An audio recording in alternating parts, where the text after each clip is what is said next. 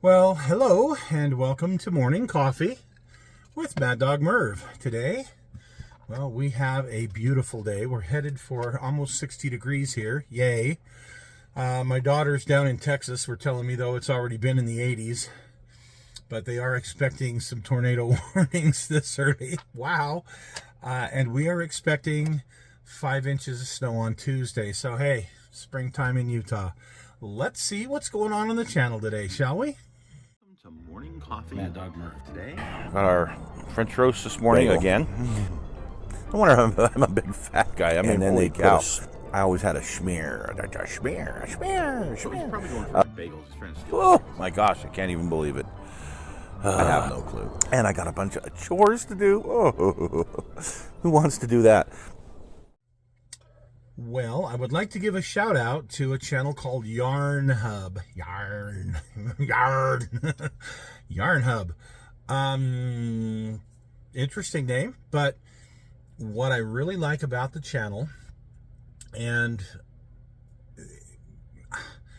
I don't mind the computer generated stuff, okay? I think it tells the story well, usually. He does a lot of computer generated, and I don't know if he uses World of Warships or what he uses, but he does use some really good computer generated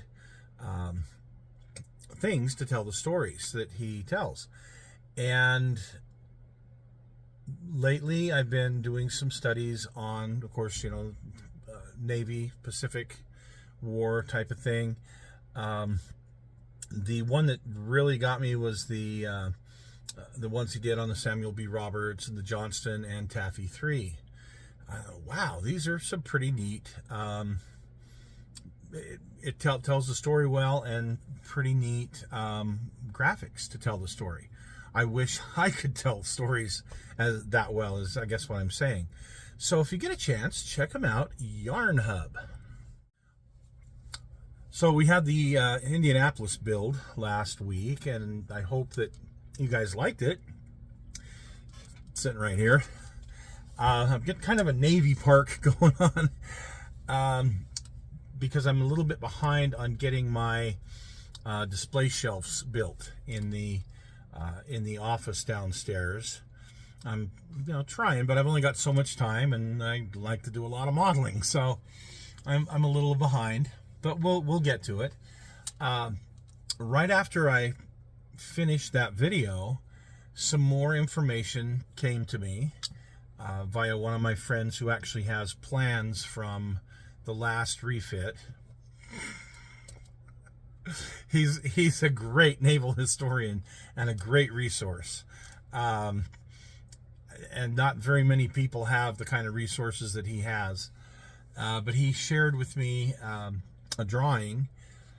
So there's a ladder that I got to take out and a radio room that I got to put in, and we talked about how I have ordered a proper size bell, but also that I really want to model the loudspeakers that show up on that ship. Now, just to give you a little idea of why I haven't done photo etch on that, I bought the kit. It was like $50. Great. Built it. Wanted to try to stay away from some photo etch. It drives me nuts. But it's kind of a necessary evil in some ways, especially ladders, things like that.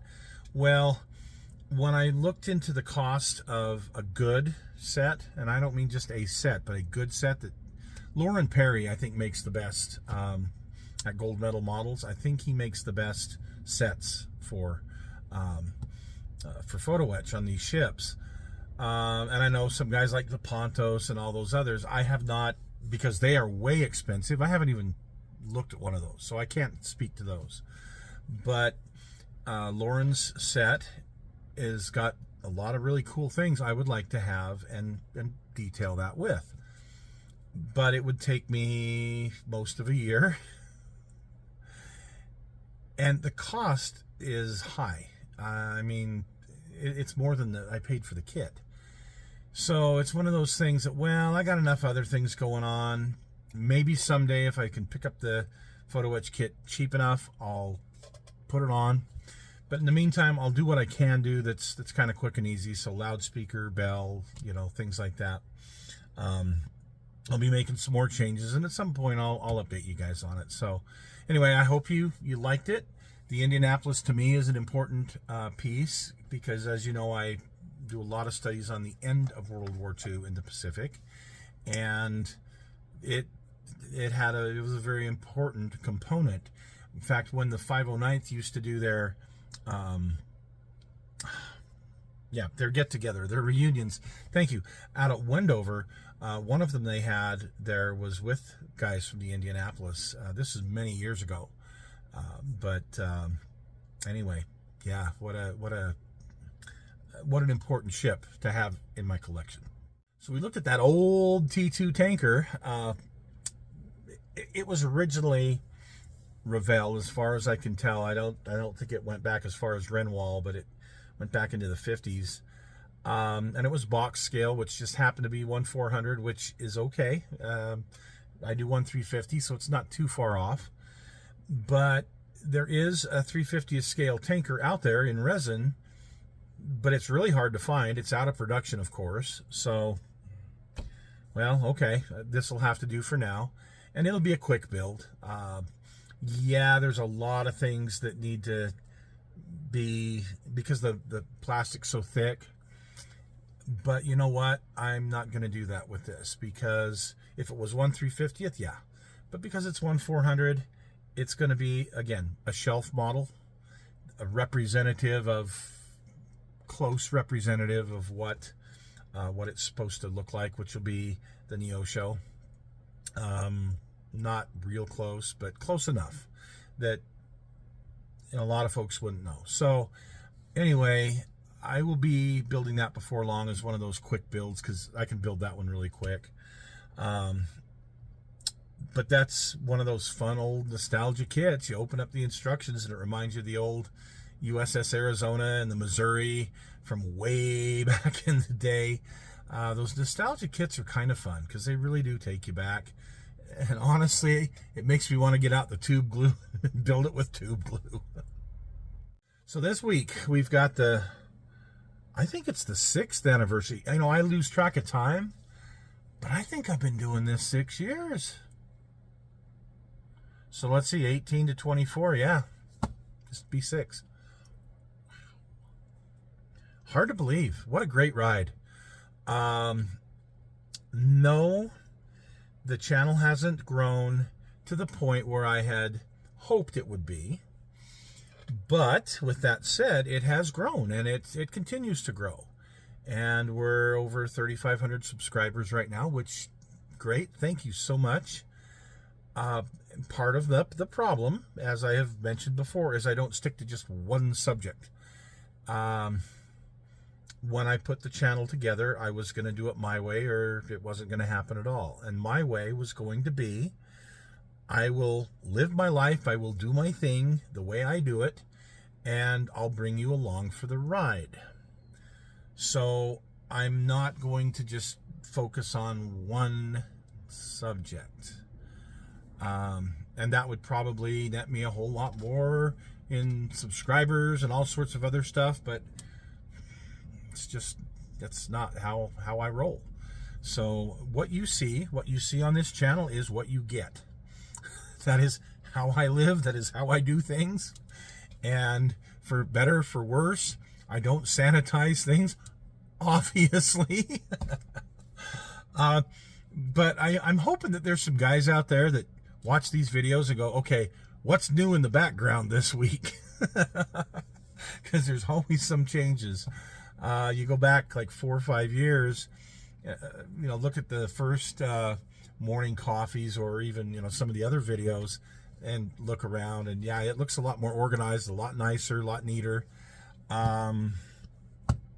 It'll get back to neatness soon, but with the winter time, this place takes a real beating. So anyway, this week we're doing the 6th anniversary show, so that'll be coming up tomorrow, and hopefully you'll tune in and see what weirdness I decide to put up there. So, well, speaking of which, this week here on the channel, I've been all over the page.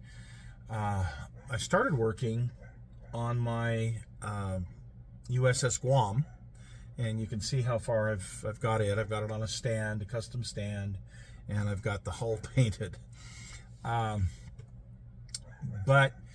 I've decided I wanted to do a cruiser display in a certain area down there in the office where I think I've got 5 cruisers now total. 1, 2, at least 4.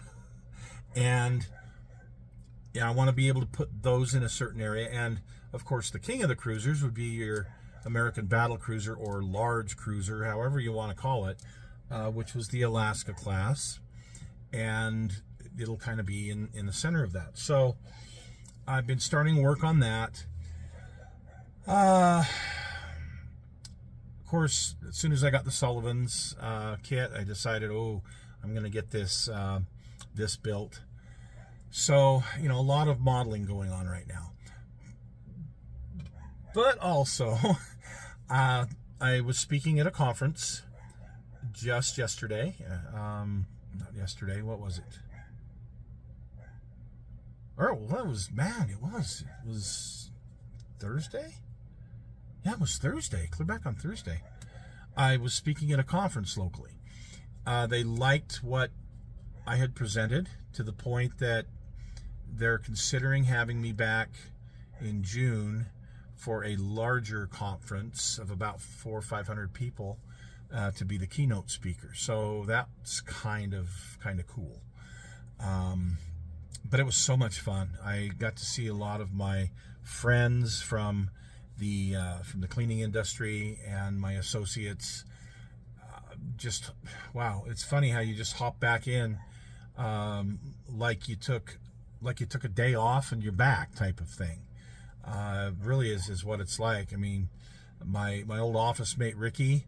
It's been 2.5 years since. Well, it's been closer to 3 years since we shared an office. But yet we still finish each other's sentences.